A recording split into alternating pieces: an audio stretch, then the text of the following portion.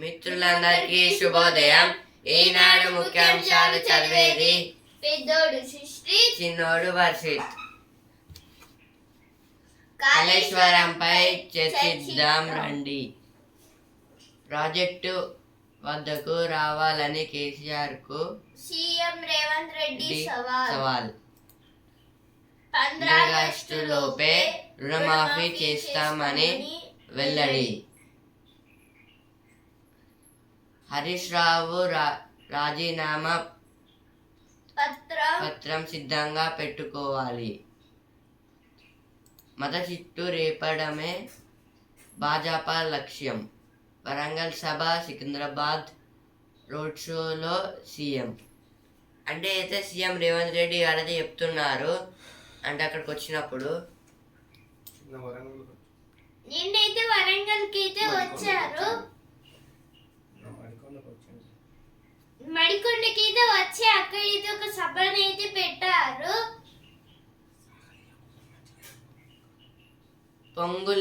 Ponguleti వియంకుడికే Khammam ticket.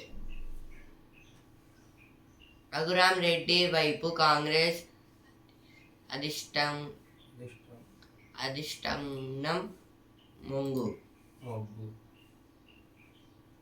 మొగ్గు. కరీంనగర్ కు వెళ్ళి రాజేందర్ రావు, హైదరాబాద్ కు మహమూద్ వలీవుల్లా సమీర్. జైళ్లకు కేసీఆర్ భయపడడు.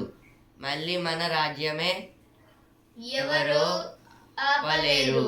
తెలంగాణ శత్రువే కాంగ్రెస్. బారాస గెలిస్తే ప్రజలకు న్యాయం. ప్రభుత్వ చేతగానితనం వల్లే సాగర్ ఆయకట్టుకు దుస్థితి. బస్సు యాత్రలో కేసీఆర్. తొలి రోజు మిర్యాలగూడ, సూర్యాపేటలో ప్రచారం. ఇదైతే కేసీఆర్ గారు అయితే రోడ్ షోలు అయితే చెప్తున్నారు. మొత్తం అక్కడికి వెళ్ళినప్పుడైతే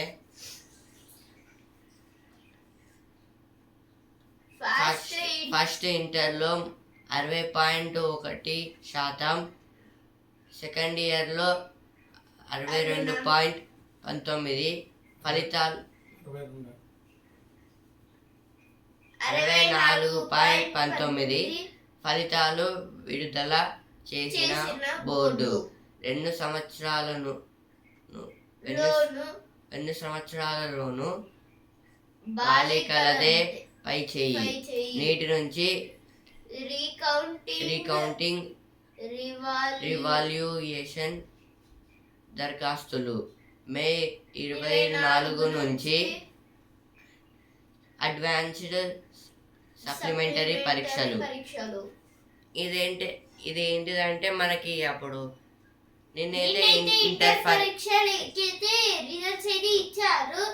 అందులో ప్రతిసారి అయితే 2 years నుంచి అయితే అంటే గర్ల్సే ఎక్కువ, అందులో ఎక్కువ మార్క్స్ అయితే వాళ్ళకే వస్తున్నాయి.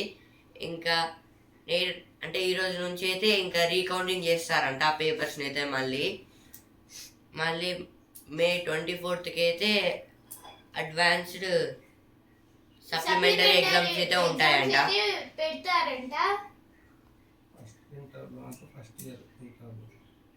అంటే ఇంటర్ ఫస్ట్ ఇయర్లో అయితే 60.01% ఏదో వచ్చింది. అంటే వీళ్ళు అందరూ అయితే పాస్ అయ్యారు. సెకండ్ ఇయర్లో అయితే 64.19%. అప్పటికన్నా ఇప్పుడైతే చాలా పెరిగిళ్ళు. జేఈ మెయిన్స్లో తెలుగోళ్ళ సత్తా. జాతీయ స్థాయిలో 22 మందికి 100% తుది ఫలితాల విడుదల చెప్పు. అంటే ఇది జేఈ మెయిన్స్ ఉంటాయి కదా, అందులో అయితే జేఈ అంటే జేఈ అంటే జాయింట్ ఎంట్రన్స్ ఎగ్జామ్. అంటే ఇదైతే ఐఐటి ఎగ్జామ్స్ వెళ్ళాలంటే ఇందులో పాస్ కావాలి. అంటే ఈ 22 మెంబర్స్కి అయితే 100కి 100% అయితే వచ్చాయంట. వాళ్ళంతా తెలుగు వాళ్ళే. 22 మెంబర్స్ 100% అయితే వచ్చింది. అంటే మదర్ టంగ్ తెలుగు.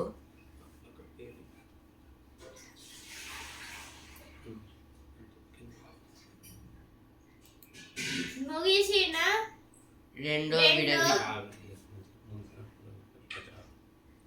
ముగిసిన రెండో విడత ప్రచారం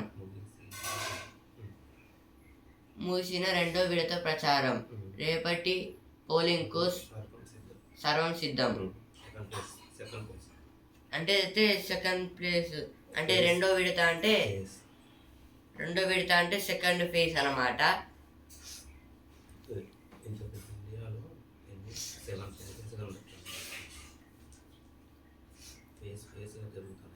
అంటే ఇప్పుడు మన ఇండియాలో అయితే ఇంత పెద్ద ఇండియాలో అయితే ఫేస్ టు ఫేస్ అయితే అంటే సెకండ్ అయితే జరుగుతుంది ఇప్పటికైతే. తెలంగాణలో అయితే ఇంకెక్కువ. మనకైతే థర్డ్ ప్లేస్లో జరుగుతాయి ఎలక్షన్స్. థర్డ్ ఫేజ్లో జరుగుతాయి ఎలక్షన్స్ ఇక్కడ. కేసీఆర్ వల్లే మేడిగడ్డ నాశనమైంది. 29 మందికి బారాస ఎమ్మెల్యేలు కాంగ్రెస్లో చేరనున్నారు. మంత్రి ఉత్తమ్ కుమార్ రెడ్డి కరెంటు సాగునీటి ప్రాజెక్టులపై మీడియాకు ప్రజెంటేషన్. 30న రాష్ట్రానికి ప్రధాని మోదీ. ఆందోళన అసెంబ్లీ సెగ్మెంట్లో బహిరంగ సభ. మే 3-4 తేదీల్లో మరోసారి రాక. నేడు సిద్దిపేటకు అమిత్ షా. అంటే ఈరోజు అయితే సిద్దిపేటకి అయితే అమిత్ షా గారైతే వస్తారంట. అమిత్ షా గారైతే home minister of India.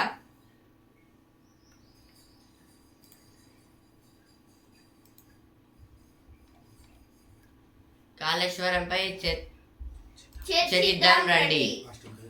JEE mains లో తెలుగోళ్ళ సత్తా.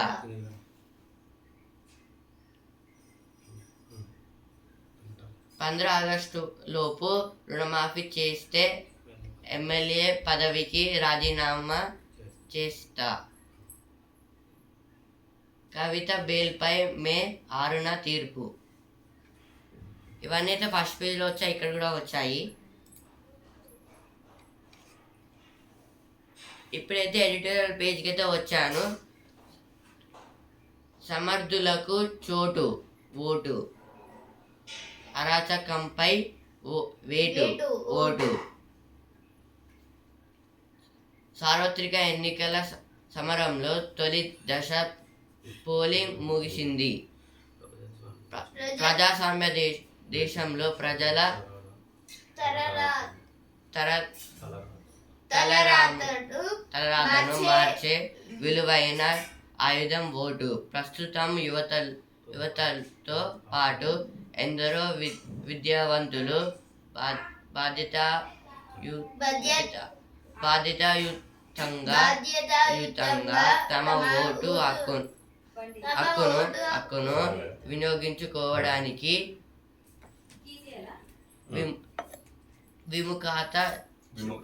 విముఖత చూపుతున్నారు. మరెందరో డబ్బు ఇతర ప్రలోభాలకు లొంగిపోయి ఓటును అమ్ముకుంటున్నారు. దీనివల్ల అంతిమంగా సమాజానికి తీవ్ర నష్టం తప్పదు. అంటే ఇదైతే ఇప్పుడైతే ఓటు అంటే ఎలక్షన్స్కి అయితే ఓటేస్తారు కదా. అంటే ఓటు అంటే ఇప్పుడు అంటే ఒక పవర్ అన్నమాట, ప్రజలకు ఇచ్చిన పవర్. ఇప్పుడు ఓటు అంటే ప్రజలకి నచ్చిన లీడర్ని మనమే ఎన్నుకోవడం. అంటే అది ఒక ప్రజలకి అయితే ఒక ఆయుధం టైప్ అన్నమాట. ఒక ఆయుధం అంటే మనకి ఒక్క వేలు చాలు, మనం డిసైడ్ అయిపోతుంది ఎవరిని లీడర్గా పెట్టుకోవచ్చు అని. అంటే ఓట్ అనేది ఇప్పుడు ఓటింగ్ మిషన్ మీద వేస్తే వాళ్ళు ఓటు వేసినట్టయితే ఇక్కడ ఒక మార్క్ అనేది గీస్తారు. ఆ మార్క్ గీయడం వల్ల వాళ్ళైతే ఓటు వేసిందనైతే ఒక అర్థం అయితే ఉంటుంది. కొందరైతే వాళ్ళ ఓట్లని అయితే అమ్ముకుంటున్నారు డబ్బులని. ఆ అమ్ముకోవడం వల్ల వేరే వేరే పార్టీలకు ఎందుకు వేస్తారంటే కొందరు అంటే ఏదన్నా ఇప్పుడు వాళ్ళైతే ఇస్తారని వేస్తారు, లేదా మనీ కోసం అయితే వేస్తారు. ఇంకా చాలా టైప్స్ అయితే ఉంటాయి. అంటే ఇప్పుడు అంటే ఫ్రీగా ఉచిత పథకాలు అయితే పెడుతున్నారు కదా, కొందరు దాని గురించి అయితే వేస్తారు. అంటే ఇంకా చాలా టైప్స్ ఆఫ్ పీపుల్స్ అయితే ఉంటారు ఓటు వేయడానికి. ఆందోళనకర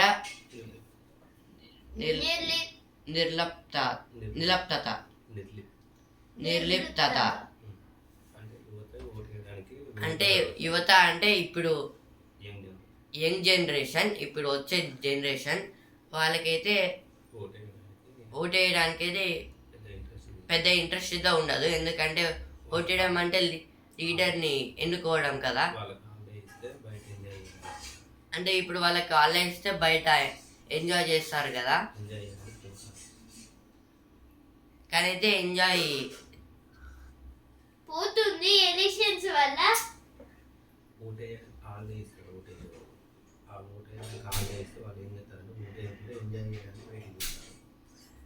అంటే ఇప్పుడు ఎలక్షన్స్ అంటే ఇప్పుడు ఎలక్షన్స్ ఈ రోజు అనుకోండి, ఈ రోజు హాలిడే అయితే ఉంటుంది. కానీ వాళ్ళు అంటే ఇప్పుడు అంటే ఈ జనరేషన్ అయితే ఓటు వేయకుండా ఎంజాయ్ అంటే వేరే దగ్గరికి పోయి అయితే ఎంజాయ్ అయితే చేస్తున్నారు. అంటే ఇదైతే చాలా తప్పు. అందరైతే ఓటేయండి, ఓటేస్తేనే కదా మన లీడర్ని ఎన్నుకునేది. అంటే ఇలా చేయడం వల్ల అయితే అంత క్రిమినల్స్ అయితే ఎక్కువ పెరుగుతారు. అంటే ఇప్పుడు ఎన్నుకోబడుతున్నారు. అంటే ఇప్పుడు మనం ఓటు వేయకపోతే వాళ్ళే వస్తారు క్రిమినల్స్ అయితే. అందుకే ఓటు వేయాలి, మనకు నచ్చిన లీడర్ని ఎన్నుకోవాలి. ప్రజా చైతన్యం కీలకం. ప్రజలు ముఖ్యంగా యువత తమ ఓటు హక్కును వినియోగించుకునేలా చేయాలని కేంద్ర ఎన్నికల సంఘం ఎన్నో చర్యలు తీసుకుంటుంది. అంటే అయితే ఇది ఇప్పుడు అందరూ అయితే ఓటు వేయడానికి అయితే చాలా అయితే అంటే గవర్నమెంట్ అయితే చాలా కష్టపడుతుంది. ఎలక్షన్ కమిషన్ వారైతే చాలా కష్టపడుతున్నారు.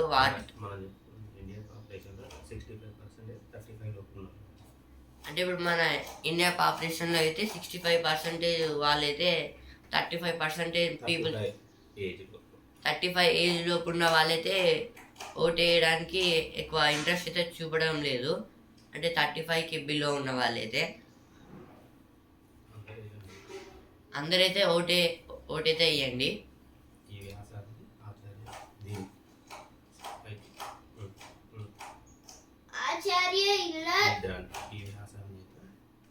ఈ వ్యాసాన్ని అయితే ఆచార్య ఇల్ల దోసగిరి రావు గారైతే రాశారు.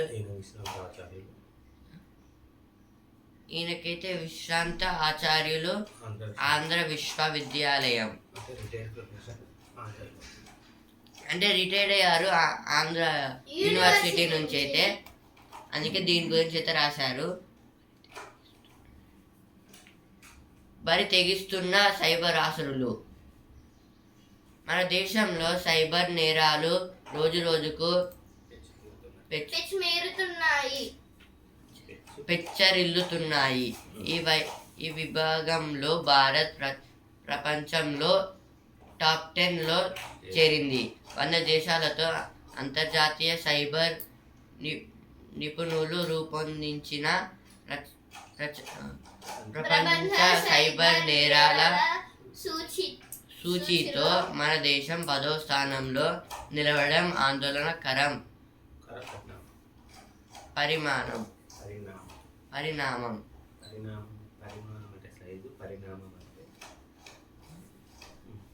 పరిణామం అంటే సైజు, పరిణామం అంటే అంటే కొంచెం చేంజింగ్. అంటే మన దేశంలో ఇండియా అయితే ఇప్పుడు అంటే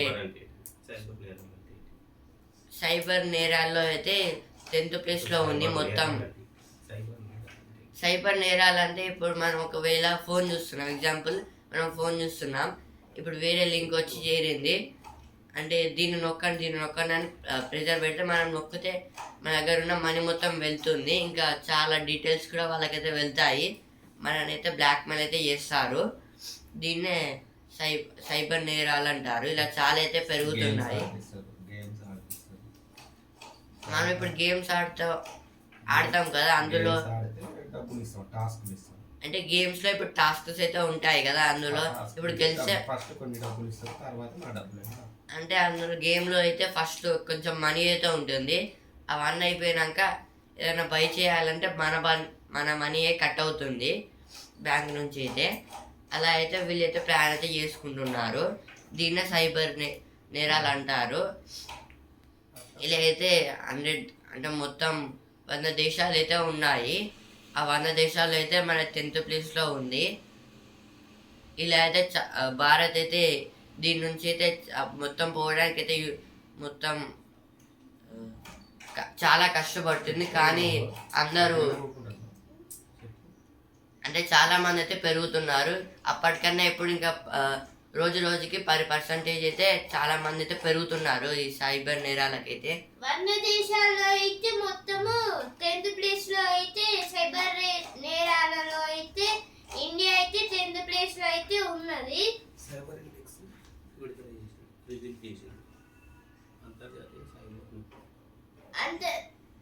ప్రపంచ సైబర్ నేరాల సూచీలో అంటే వరల్డ్ సైబర్ క్రైమ్ ఇండెక్స్ దీంట్లో అయితే 10th ప్లేస్ లో ఉంది. ఓటీపీ అయితే ఎవరికి చెప్పకండి, అలా చెప్తే మీ డబ్బులు అయితే ఎవరికొకరికి వెళ్ళిపోతూ ఉంటాయి. నేరాల తీవ్రత ఆర్థిక సంబంధిత సైబర్ నేరాలు 2023లో 11.30 లక్షల దాకా జరిగినట్లు కేంద్ర ప్రభుత్వం ఈ ఏడాది ఫిబ్రవరిలో లోక్సభలో ప్రకటించింది. అంటే ఇదైతే ఈ ఆర్థిక అంటే 2023లో అయితే 11.30% అయితే లక్షల దాకా అయితే చేరింది ఈ సైబర్ నేరాల్లో అయితే. అంటే అన్ని మనీ అయితే వెళ్ళాయి. ఇప్పుడు ఇదైతే ఈ ఏడాది అయితే లోక్సభలో అయితే చెప్పారు ఎంపీస్ అయితే, అంటే ఒక్కొక్క క్వశ్చన్కి ఆన్సర్ టైపు విస్తృత అవగాహన.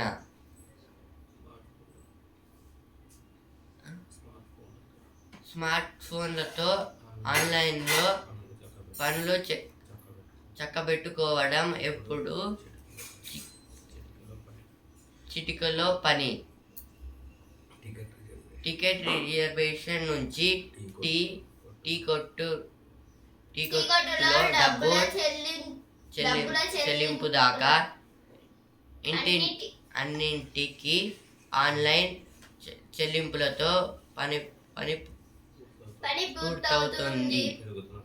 పెరుగుతున్న సాంకేతికత పరిజ్ఞానం శ్రమను సమయాన్ని ఆదా చేస్తుందని ఆనందించడంలోపై సైబర్ నేరాలు భయపెడుతున్నాయి.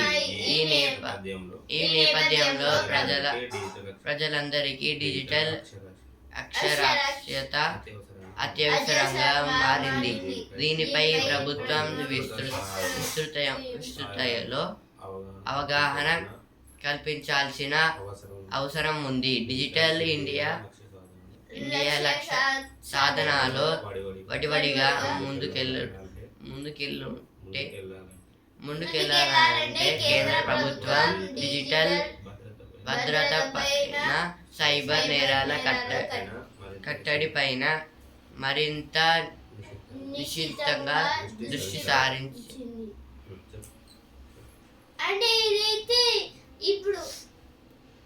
అంటే ఈ స్మార్ట్ ఫోన్స్ ఎందుకు యూజ్ అవుతాయి అంటే మనం మార్నింగ్ ఇప్పుడు టీ కోసం అన్నీ అయితే ఫాస్ట్గా అయితే అయిపోతాయి. దాంట్లో ఇప్పుడు మార్నింగ్ టీ నుంచి అయితే ఇప్పుడు సాయంత్రం నైట్ ఫుడ్ వరకు అయితే మొత్తం మనం ఆన్లైన్ ఫోన్స్లో అయితే మనం చేసుకుంటాం కదా. అలాగే ఇలా అయితే చాలా డెవలప్ అవుతున్నాయి, కానీ అందులో కూడా చాలా మోసాలు అయితే ఉంటున్నాయి. అంటే ఒక క్లిక్ చేయకపోయి వేరే క్లిక్ చేస్తే మనీ మొత్తం వెళ్తాయి. ఇంకా అంటే ఇలా అయితే మొత్తం చక్కదిద్దడానికి అయితే ఇండియా అయితే ఇప్పుడు దాన్ని మొత్తం ప్రజలకి అయితే తెలపడానికి అయితే డిజిటల్ ఒక కొత్తది అయితే ఎవరైనా మీకు ఫోన్ చేసి మాకు ఒకవేళ 10,000 రూపీస్ కొడితే మీకు ఈ థింగ్స్ ఇస్తాం ఆ థింగ్స్ ఇస్తామని అయితే చెప్తారు. అలా మీరు ఒకవేళ డబ్బులు కొడితే వాళ్ళైతే ఇస్తారు, కానీ వాళ్ళు ఏం చేస్తారంటే మీ ఫోన్ అయితే చిన్న హ్యాక్ లాగా అయితే చేసి డబ్బులను అయితే తీసుకొని ఆ తర్వాత మళ్ళీ 10,000 అయితే కొట్టమంటారు. ఇదైతే ముఖర్జీ కొండ వీటి గారైతే రాశారు. సత్వర పరిష్కారమే వినియోగదారులకు రక్ష. దేశార్థిక వ్యవస్థలో బ్యాంకులు కీలక పాత్ర పోషిస్తాయి.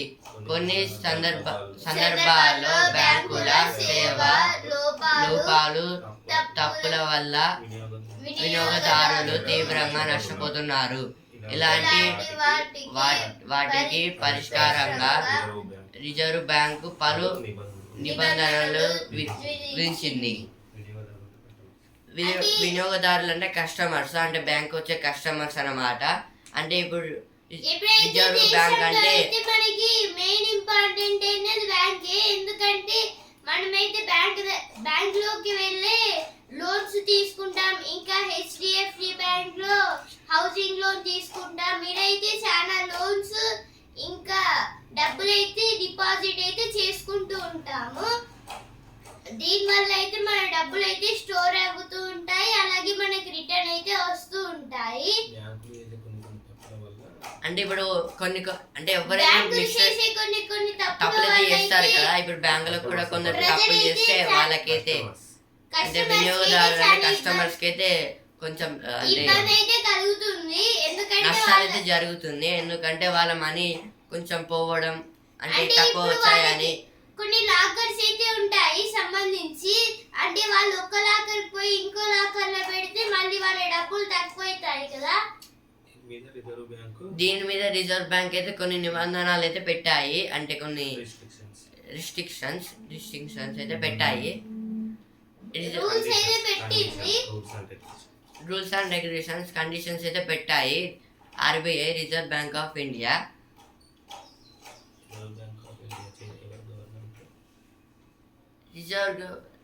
Reserve bank of India governor Shaktikanta Das గారు అయితే ఇప్పుడు ఉన్నారు.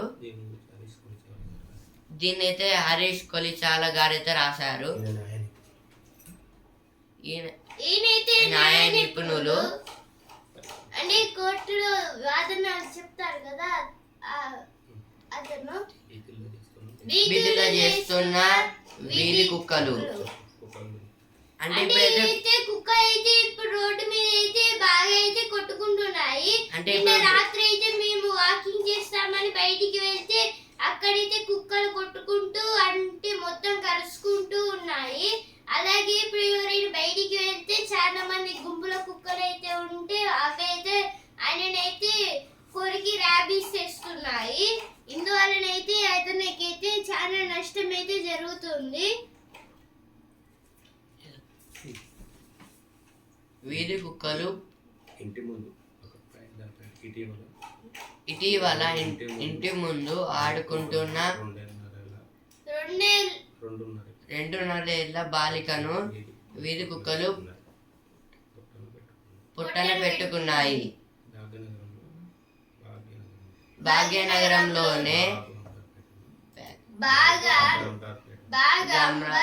పేటలో శునకాల దాడిలో నిరుడు 4 ఏళ్ల బాలుడు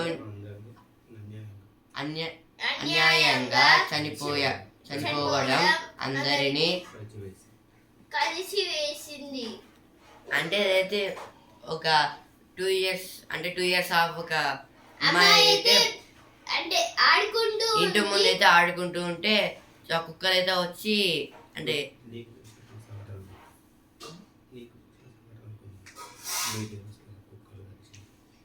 ఇప్పుడు మనం ఒంటరిగా బయటికి వెళ్తే కూడా ఇప్పుడు కుక్కలను ఏమనకుండా అవి ఎగపడతాయి. ఇప్పుడు మనం వాటిని డిస్టర్బ్ చేసినా ఎగపడతాయి, లేకపోతే సైడ్ నుంచి వెళ్ళినా ఎగపడతాయి. ఎందుకంటే అంటే మనలాగానే వాళ్ళకు కూడా అంటే ఆ కుక్కలకు కూడా భయం, వాళ్ళు ఏమో చేస్తారని ముందే రియాక్టింగ్ గా అవి అయితే దాడి చేస్తాయి. అంటే భయమని కాదు, వాటికి ఆకలైనా అవి అంటే మొత్తం చంపుకొని తింటాయి కదా. అంటే మనం ఇదే ఎడిటోరియల్ పేజ్ లో అయితే ర్యాబీస్ గురించి చెప్పుకున్నాం కదా, కుక్కల నుంచి వచ్చేది. ఇప్పుడు కుక్కలు గీరినా వస్తుంది, కొరికినా వస్తుంది, టచ్ చేసినా కూడా వస్తుంది ర్యాబీస్. డాగ్స్ నుంచి అయితే సలైవా నుంచి కూడా వస్తుంది. అంటే ఒకసారి అయితే మేమైతే బయటికి వెళ్తుంటే గేట్ ఇలా ఓపెన్ చేసి ఇలా అని గేట్ ని ఆఫ్ తెరవంగానే ఒక కుక్క, ఒక వైట్ ఇది బ్లాక్ డాగ్ అయితే వచ్చి మా ఇంటి అయితే పడింది. అలాగే ఇద్దరైతే షాప్ నుంచి వెళ్తుంటే వాళ్ళ ఇంటి అయితే పడితే వాళ్ళైతే కారు వెనక అయితే దాచుకున్నారు. అందువల్లనైతే వాళ్ళైతే ఏం కాలేదు వాళ్ళకి. ఇంటర్లో ఫెయిల్ అయిన 7 విద్యార్థుల బలవన్మరణం. అంటే వీళ్ళైతే 7 మెంబర్స్ అయితే విద్యార్థులు వాళ్ళైతే ఇంటర్లో ఫెయిల్ అయ్యారు. అందుకే వాళ్ళైతే సూసైడ్ అయితే చేసుకున్నారు. అలా చేసుకోవద్దు, ఎందుకంటే ఇంటర్ పరీక్షలు అయిపోయిన తర్వాత మళ్ళీ ఒక 1 ఇయర్ రావచ్చు, ఇంకోసారి మనమైతే ఇంటర్ పరీక్షలు అయితే రాయొచ్చు. అడ్వాన్స్ సప్లిమెంటరీ కూడా ఉంది, అందులో పాస్ కావచ్చు. అంటే ఇప్పుడు ఇదే జీవితం కాదు, అంటే 2 ఛాన్సులు అయితే ఉంటాయి జీవితానికి. అంటే ఇప్పుడు చాలా చాయిసెస్ అయితే ఉంటాయి, ఏ పని అయినా చేసుకొని బ్రతకొచ్చు. కానీ ఇట్లా చనిపోతే ఏం రాదు, అలా చేయకండి.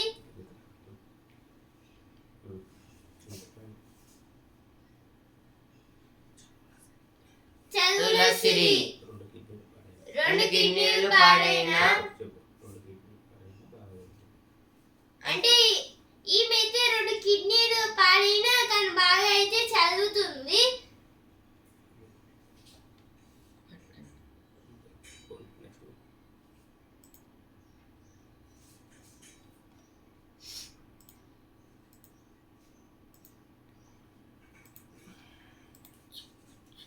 ఇప్పుడైతే స్పోర్ట్స్ పేజ్ ఛాంపియన్ పేజ్ కి వచ్చాము. ఢిల్లీ గట్టెక్కింది. సుదర్శన్, మిలార్, రషీద్ శ్రమ వృధా, చెలరేగిన పంత్ అక్షర్. 4 పరుగుల తేడాతో గెలుపు, పోరాడి ఓడిన గుజరాత్. పంత్ గారు అయితే 88 కొట్టారు, ఇంకా నాట్ అవుట్. అంటే ఇంకైతే ఆడుతూనే ఉన్నారు. ఫైనల్స్ లో జ్యోతి జట్టు జాతీయ రికార్డుతో మెరిసిన ధీరజ్. ఆర్చరీ ప్రపంచ కప్, అంటే ఇదైతే ఆర్చరీ ప్రపంచ కప్ అంటే బాణాలతో వేస్తారు కదా. మీకైతే ఒక షాకింగ్ న్యూస్ అయితే తెలుసా? రేపైతే ఈ రోజు అయితే 7:30కి అయితే హైదరాబాద్ కి ఇంకా బెంగళూరుకి అయితే మ్యాచ్ అయితే ఉన్నది. ఇది చాలా ఆశ్చర్యాన్ని అయితే కలిగిస్తుంది.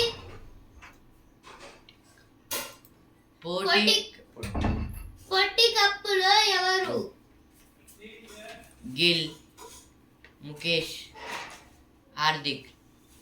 అంటే వీరు ముగ్గురిట్లో ఎవరు అని అడుగుతున్నారు. ఐపీఎల్ ఈనాడు, హైదరాబాద్ బెంగళూరు 300 కొట్టేస్తారా? జోరు మీద సన్ రైజర్స్. అంటే అయితే సన్ రైజర్స్ అయితే అంటే వాళ్ళైతే అడుగుతున్నారు సన్ రైజర్స్ 300 ట్రిపుల్ సెంచరీ కొడుతుందా అని అడుగుతున్నారు క్వశ్చన్ మార్క్. అంటే నాకు తెలిసి కొడుతుంది అనుకుంటా. వాళ్ళ రికార్డ్ వాళ్ళే బ్రేక్ చేసుకుంటున్నారు. అయితే ఇంతకుముందు మ్యాచ్ అయితే 287 అయితే కొట్టారు. ఇంకా 20 అయితే 300 ట్రిపుల్ సెంచరీ అవు.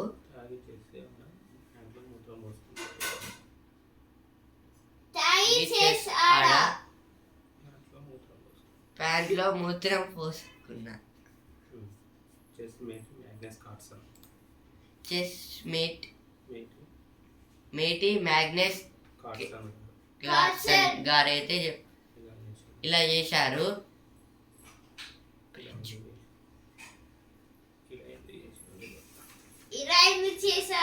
నాకైతే డౌట్.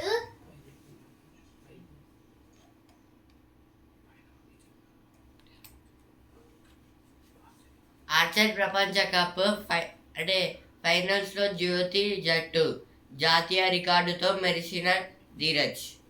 అంటే ఇప్పుడు ఒక బోతోనైతే ఆరోస్ అయితే కొట్టాలి. అంటే బాణంతో ఇంకా వీల్తో అయితే కొట్టాలి ఆ బోర్డుని అయితే. అందులో అయితే ఇంకో మ్యాచ్ ఉందంట ప్రపంచ కప్. ఇక్కడైతే ఒక పాయింట్ బట్టికి అయితే ఇచ్చారు. Rajasthan first place, Kolkata second place, Hyderabad third place. 7 మ్యాచ్లు 5 గెలుపు 2 ఓటమి, ఫలితం 0 పాయింట్లు 10.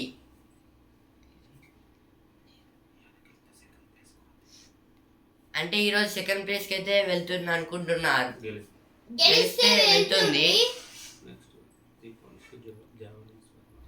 దీపాన్స్కు జావెలిన్ స్వర్ణం. Asia under 20 athletics. అంటే అయితే ఆసియా అండర్ 20 అథ్లెటిక్స్ లో అయితే జావెలిన్స్ రౌండ్ అయితే వచ్చింది దీవాన్ష్ గారికి అయితే. అంటే అదైతే ఇప్పుడు ఒక పెద్ద స్టిక్ లాగైతే ఉంటుంది. దాని అయితే విష్ చేయాలి. మళ్ళీ అది మళ్ళీ బ్యాక్ వస్తుంది. దాన్ని అయితే పట్టుకోవాలి. అంటే విసిరేయాలి. అదైతే ఎంత దూరం వెళ్ళి అక్కడ కుచ్చుకుంటుందో అక్కడైతే వాళ్ళైతే లెంత్ అయితే చెక్ చేస్తారు. దాంట్లో అయితే ఇండియాకి అయితే ఎక్కువ అయితే వచ్చింది. అంటే అదైతే మొత్తం ఇట్లా పట్టుకొని ఊరికి ఇసేయాలి. అంతే ఎంత డిస్టెన్స్ లో. అంటే బాహుబలి సినిమాలో అయితే బల్లాల దేవయ్య గారు అయితే విసిరేస్తారు కదా ఇలా అని పట్టి. నీరజ్ చోప్రా గారు కూడా ఇందులోనే అంటే ఇందులోనే ఇది కూడా ఆయన ఈ మ్యాచ్ అయితే ఆడతారు కావచ్చు.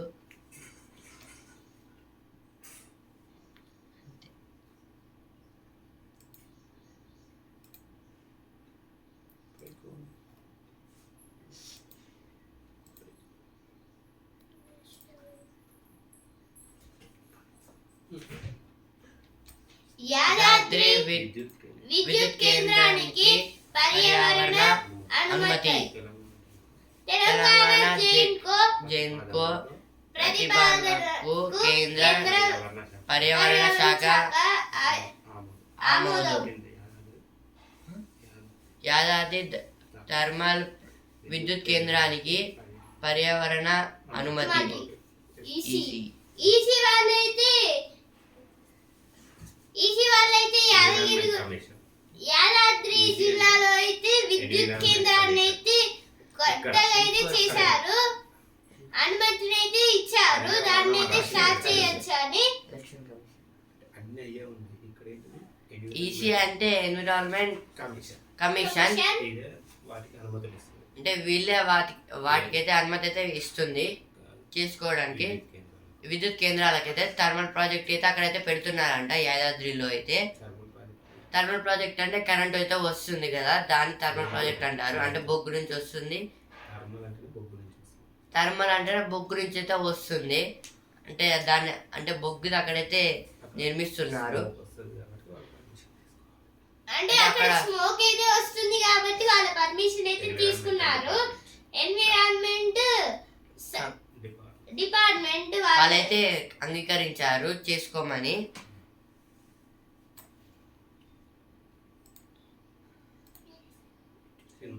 ఇప్పుడైతే సినిమా పేరుకి వచ్చాను. పుష్ప పుష్ప పుష్పరాజ్. తగ్గేదేలే. సర్దార్ 2 సన్నాహాలు. రామోజీ ఫిలిం సిటీలో తమ్ముడు. ఇదైతే నితిన్ గారు. సేతుపతి కుటుంబ వినోదం. ఏఐతో అట్లాస్ పోరాటం.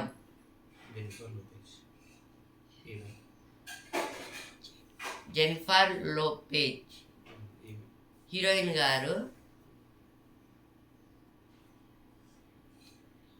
యాక్షన్ రుచి చూపించే బేబీ జాన్. ఈ రోజు అయితే సినిమా వార్తలు ఇవైతే.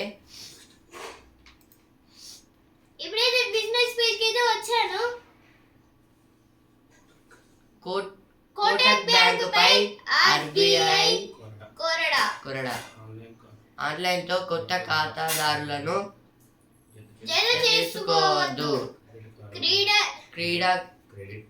క్రెడిట్ కార్డులు జారీ చేయొద్దు. ఐటీ రిస్క్ మేనేజ్మెంట్ లో లోటుపాట్లే కారణం. అంటే ఇదైతే కోటక్ బ్యాంక్ పైన అయితే ఆర్బీఐ అంటే రిజర్వ్ బ్యాంక్ ఆఫ్ ఇండియా వాళ్ళైతే చాలా కోపంగా అయితే ఉన్నారు. కండిషన్స్ అయితే స్ట్రిక్ట్ గా అయితే పెట్టారు ఆర్బీఐ వాళ్ళైతే. కోటక్ బ్యాంక్ అయితే అన్ని బ్యాంకులను అయితే ఆర్బీఐ నియంత్రిస్తుంది. అంటే అదే లీడర్ టైప్ అన్నమాట అన్ని బ్యాంకులకి.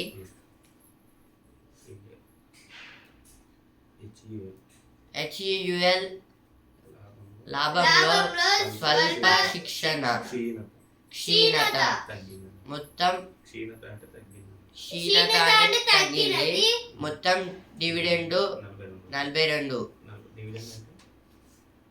డివిడెండ్ అంటే అంటే అందరికి షేర్లు ఇచ్చేది. అంటే మనం షేర్లు పెట్టిన దానికి మనకు వచ్చే లాభము. ఇప్పుడు ఒక కంపెనీకి అయితే మనం ఒక చిన్న షేర్ అయితే ఇచ్చాము, వాళ్ళైతే ఆ చిన్న షేర్ బట్టి అయితే వాళ్ళైతే మనకి డబ్బులను అయితే రిటర్న్ ఇస్తారు. దాన్నే డివిడెండ్ అంటారు. అంటే అది 42 రూపీస్ అయితే ఉందంట. అంటే ఇప్పుడు మనం హెచ్యుఎల్ కంపెనీకి అయితే 42 రూపీస్ అయితే డివిడెండ్ వచ్చింది. హెచ్యుఎల్ అంటే హిందుస్థాన్ యూనిలివర్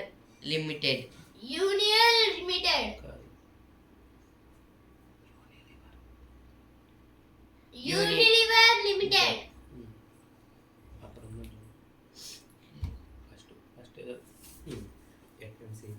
ఎఫ్ఎంసీజీ దిగ్గజం హిందుస్థాన్ యూనిలివర్ గత ఆర్థిక సంవత్సరం 4వ త్రైమాసికం జనవరి టు మార్చి. అంటే త్రైమాసికం అంటే ఫోర్త్ క్వార్టర్. అంటే జనవరి, ఫిబ్రవరి, మార్చ్ 3. దీని ఫోర్త్ క్వార్టర్ అంటారు. ఫస్ట్ క్వార్టర్ అంటే ఏప్రిల్, మే, జూన్. బిజినెస్ లో ఇలాగే ఇయర్స్ అయితే ఉంటాయి. Financial year.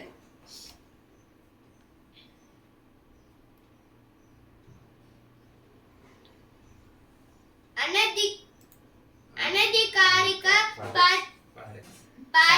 ట్రెండింగ్ పై ఈడీకి నివేదించండి.